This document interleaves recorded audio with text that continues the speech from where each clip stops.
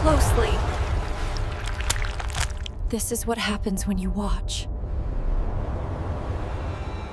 The polished marble countertops of the Montgomery kitchen gleamed under the soft glow of the smart lights, a testament to the family's upward mobility. Liam, the youngest of the Montgomery brood, expertly flipped a designer pancake, his phone propped up to capture the perfect, aesthetic morning routine for his burgeoning TikTok following. His sister, Chloe, a whirlwind of athleisure and perfectly applied makeup, prepped her green smoothie for her own daily wellness reel. Their mother, Eleanor, sat at the breakfast bar, meticulously curating her social media feed, her eyes narrowed in a permanent state of online vigilance. Their father, Robert, was already at the golf course, his absence a quiet reminder of his own comfortable ascent. This meticulously crafted life, however, was built on a fault line. Decades ago, a contentious will, a sly lawyer, and a well-placed whisper had effectively disinherited their great aunt Serafina. Serafina, the eldest, the reclusive, the eccentric. He had faded from family memory, a ghost long before her actual passing. Her small cottage on the edge of town quietly sold off, her modest inheritance absorbed into the Montgomery's growing portfolio. No one spoke of her. Her name was an unspoken taboo, a forgotten stain on their otherwise pristine family history. Liam reviewed his TikTok, smiling at the seamless transitions and upbeat music. He scrolled through the comments, soaking in the digital validation. But then he paused. In the background, just as he panned past the antique grandfather clock, a blur, a fleeting, almost imperceptible distortion in the otherwise crisp video. It was a dark shape like a smudge on the lens, but it moved with an unsettling fluidity. He replayed it, slowing it down. For a split second, a figure materialized, a woman, her hair pulled back in a severe bun, her face a shadowed, indistinct mask, standing perfectly still in the archway leading to the dining room. Then she was gone, leaving only the pristine kitchen behind. He dismissed it as a digital glitch, a trick of the light, the algorithm playing games. He uploaded the video, but the image, the feeling of something watching, lingered. Later that week, Chloe's meticulously staged Get Ready With Me video, filmed in her opulent walk-in closet, began to receive strange comments. "Who's that in the mirror? Is that a ghost?" Chloe, annoyed, checked her footage, and there she was, in the gilded antique mirror behind Chloe's shoulder, half obscured by a pile of cashmere sweaters. A faint reflection, the same severe bun, the same shadowed face. She wasn't looking at Chloe, she was looking at the jewelry box on Chloe's vanity, particularly at the vintage pearl necklace that had once belonged to Serafina and Chloe.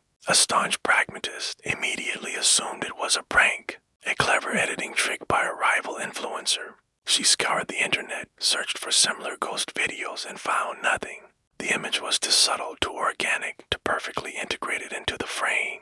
She deleted the video, her frustration warring with a creeping unease. The necklace, however, remained untouched. The glitches escalated. The family's sophisticated security system, a network of motion-activated cameras covering every inch of the property, began sending phantom alerts. The living room camera, designed to detect intruders, would suddenly activate, capturing an empty room. But when Eleanor reviewed the footage, she saw it too. A faint, translucent figure, hovering for a fraction of a second near the grand piano, the very piano Serafina had once played. With exquisite, albeit unsettling skill, the apparition didn't move towards the camera. It simply was there, a static presence, before dissolving back into the air.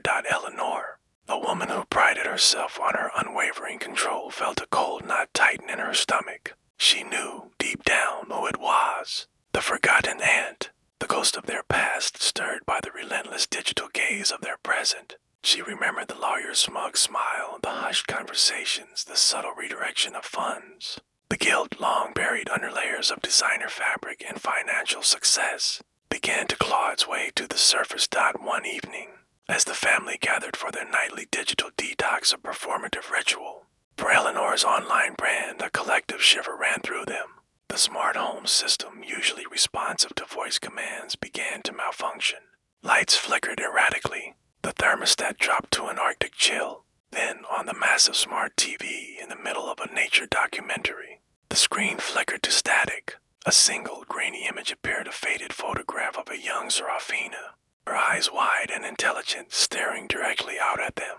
The image held for a long, agonizing moment, then dissolved, replaced by a live feed from the hallway security camera in the hallway, directly in front of Serafina's antique writing desk, which Eleanor had long since repurposed as a chic entryway table. A faint, shimmering outline began to form. It pulsed with a cold, internal light. It wasn't just a glitch now. It was coalescing.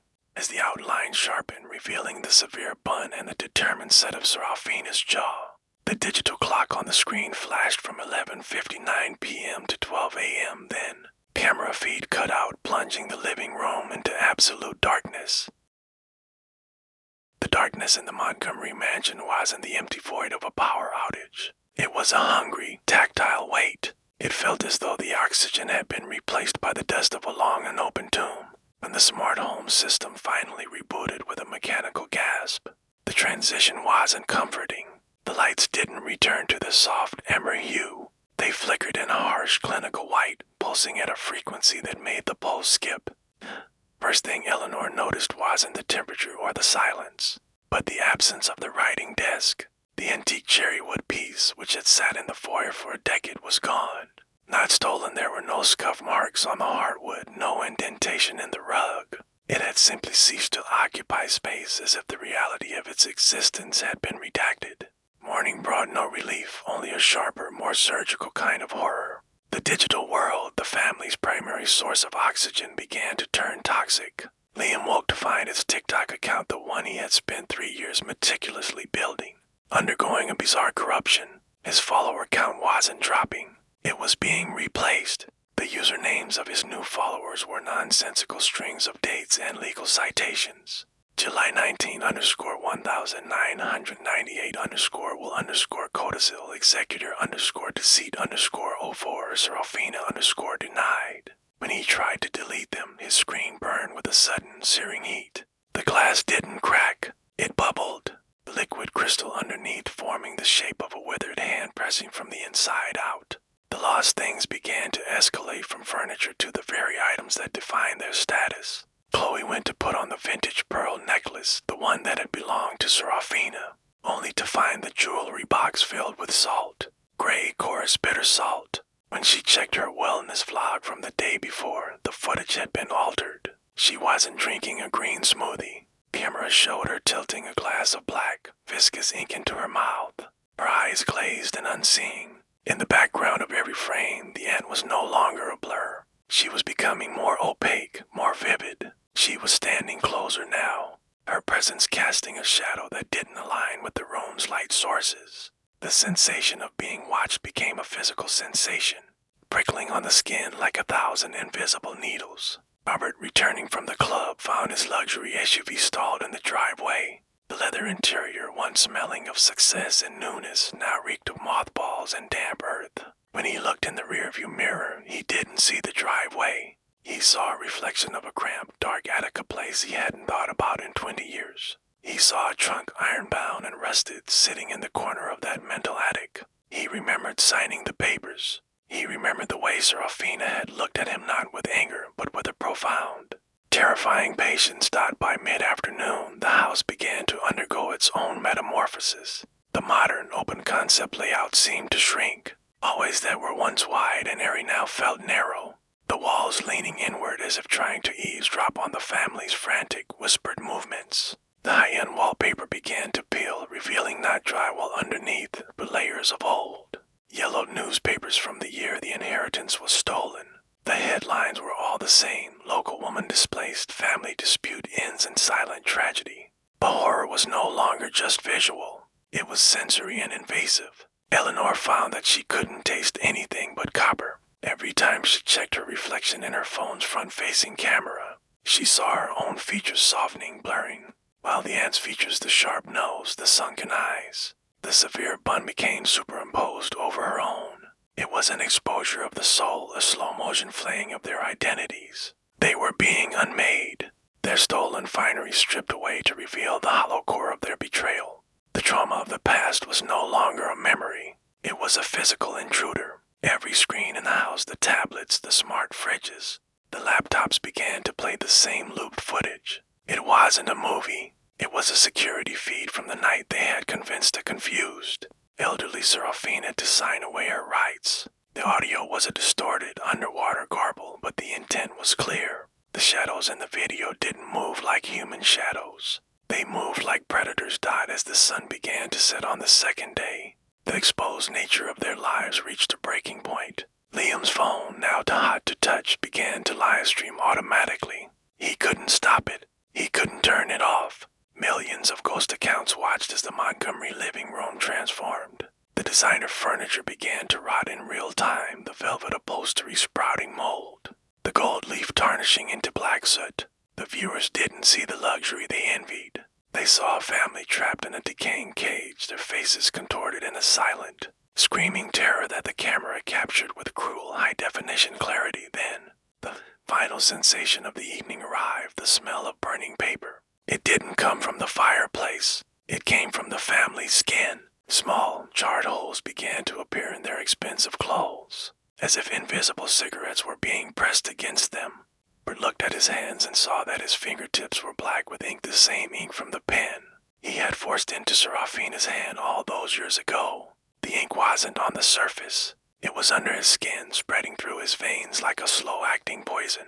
The night didn't bring darkness this time. It brought a blinding, flickering strobe effect from every light in the house. In the flashes, they saw her. Seraphina wasn't just in the background anymore. She was sitting at the dining table, her translucent hands folded neatly over a stack of legal documents that radiated a cold blue light. She looked up, and for the first time, her eyes were clear. They weren't the eyes of an old woman. They were the eyes of a dead collector who had finally come to reclaim the interest. She raised a finger and pointed at the grand staircase. Following her gesture, the family watched as the modern glass railings shattered into a million pieces. But the shards didn't fall. They hovered in the air, spinning slowly, forming a jagged, shimmering vortex. From the center of the vortex, a voice hollow, echoing, and sounding like 1,000 dry leaves spoke a single word that vibrated in their very teeth. Inventory. As the word faded, the front door of the mansion didn't just lock. It vanished entirely, leaving nothing but a solid, seamless wall of cold stone. They were no longer in a home. They were inside a vault, and the vault was beginning to fill with water. The water didn't rise from the floor. It wept from the walls. It seeped from the electrical outlets and the seams of the crown molding, a cold, brackish flood that tasted of salt and old, stagnant grievances. It was the water of a forgotten well, the kind of water that drowns hope before it drowns the lungs. As the level reached their ankles, the Montgomery family scrambled onto the kitchen island, the very altar.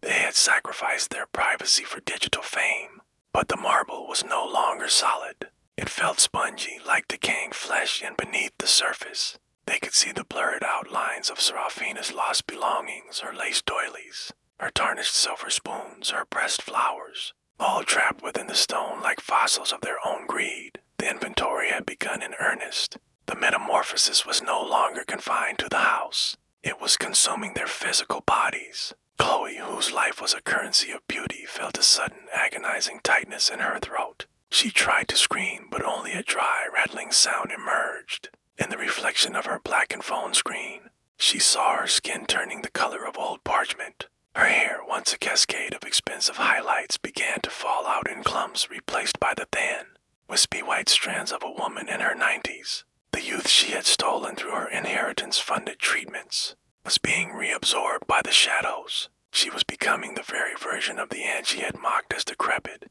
Liam's experience was a sensory overload of exposed trauma. His ears rang with the sound of 1,000 overlapping bank transactions, the digital pulse of the money that had bought his followers and his freedom. Every time he closed his eyes, he saw the ledger of their crimes printed on the insides of his eyelids. The water rising around them wasn't just liquid. It was data, binary codes swirled in the dark currents, a digital soup of every lie they had ever told to the probate court. His hands, the hands that had edited away their family's sins, were becoming translucent. He could see his own bones, and they were inscribed with the words of Seraphina's true, suppressed will. Bert and Eleanor stood paralyzed as the shadows in the room began to detach from the corners and take on three-dimensional forms. These weren't ghosts. They were remnants, every vacation they had taken on stolen money, every car they had driven, Every designer label they had worn manifested as a grotesque skeletal version of itself. A phantom luxury car roared in the flooded foyer, its engine sounding like a dying animal.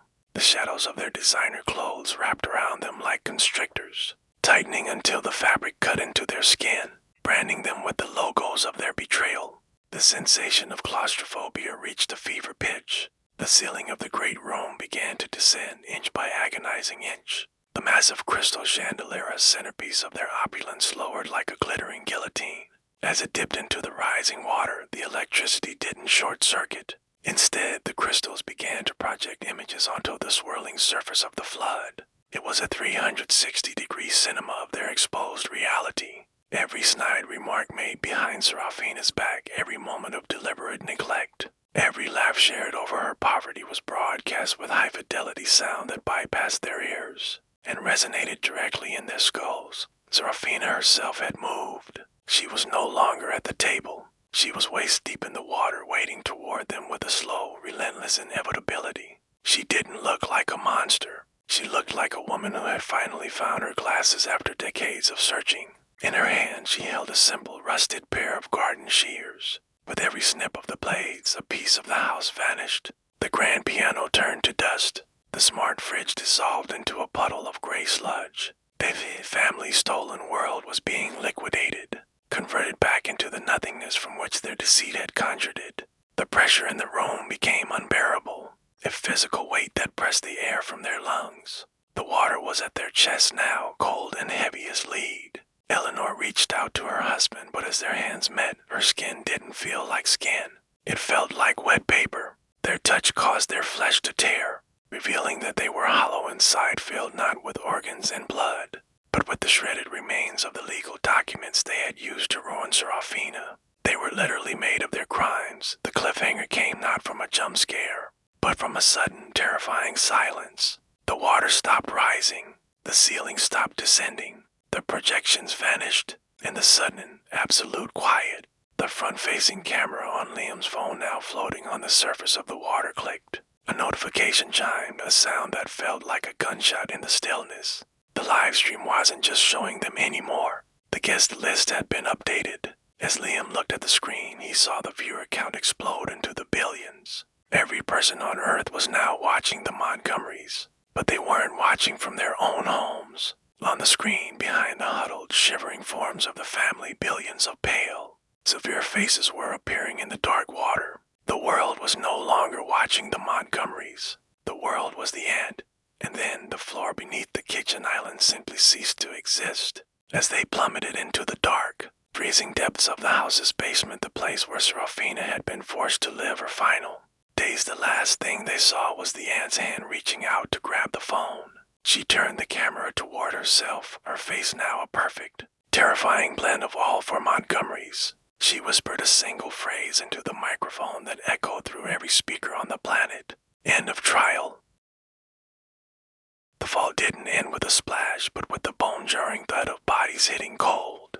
DAMP Earth. The Montgomerys lay in the dark, the air thick with the smell of wet limestone and the metallic tang of old blood. This was the sub-basement, a forgotten crawl space beneath the mansion that mirrored the dimensions of the cellar Serafina had been relegated to in her final, penniless years. The luxury of the floors above was gone. There was no marble here, only the suffocating embrace of the foundation.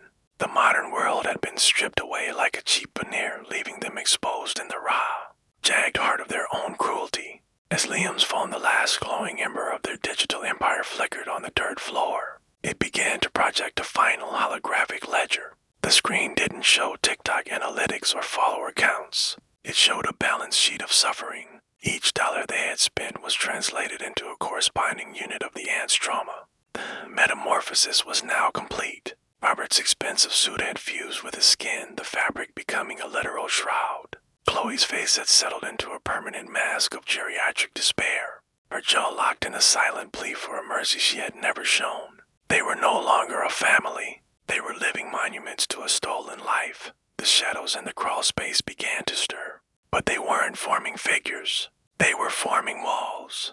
The space was shrinking, the stone foundations of the house sliding inward with the slow, grinding sound of a tomb being sealed. The claustrophobia was no longer psychological. It was a physical compaction. Every time the family exhaled, the walls moved an inch closer, claiming the space they had just vacated. They were being squeezed together, their bodies forced into a singular, tangled mass of limbs and weeping ink. Serafina appeared one last time, standing at the edge of the light. She wasn't a ghost anymore. She was the only real thing left in the house. She reached down and picked up the phone. The live stream was still active, but the audience had changed. The billions of faces on the screen were now silent witnesses to the final act of revenge. Serafina didn't look at the family with hate. She looked at them with the clinical detachment of a liquidator closing a bankrupt firm. She began to speak, but the words didn't come from her mouth. They vibrated out of the Montgomery's own chests. She was reclaiming her voice, pulling it out of their lungs. As she spoke, the family felt their memories being extracted, the vacations, the celebrations. Pride, all of it flowing into her like a dark river. She was becoming the person she would have been if they hadn't broken her, while they were being reduced to the hollow, nameless things she had been forced to become. The walls were now pressing against their ribs. The ceiling was a hand's breadth from their faces. The sensation of exposed trauma reached its zenith as the house itself began to collapse into the sub-basement. But it didn't crush them. It absorbed them. The stone became porous, sucking their fingers, their hair, and their very breath into the masonry. They were becoming the insulation. They were becoming the mortar. They were being integrated into the foundation of the estate they had lied to keep. In the final moments, the phone's camera panned up to show the world the new Montgomery Manor from the outside. The house looked perfect, more beautiful and opulent than ever. But through the windows, there were no lights. There was only a shifting, pulsing darkness. Serafina walked toward the front door, her reflection in the hallway mirror showing a vibrant, healthy woman in her prime. She stepped out into the sunlight, the first time she had felt its warmth in decades. She didn't look back at the house. She didn't need to. Behind her, the mansion stood as a silent, high-tech sarcophagus. Inside the walls, the Montgomerys were still alive, their consciousnesses woven into the smart home circuitry. They would exist forever as the ghosts in their own machines, feeling every like and every comment on the videos of their own demise, unable to scream, unable to move, serving as the literal foundation for the life they had tried to steal. Serafina tapped the screen of the phone, her finger hovering over the end stream button. She looked directly into the lens, addressing the millions of viewers who had watched the family's undoing. Her eyes were bright, piercing, and terrifyingly cold. She didn't offer a warning or a moral. She simply whispered the final tally of the inheritance. Account balanced. The screen went black. The feed cut, and in the silence of the now empty mansion, the only sound left was the faint, rhythmic ticking of a heart buried deep within the stone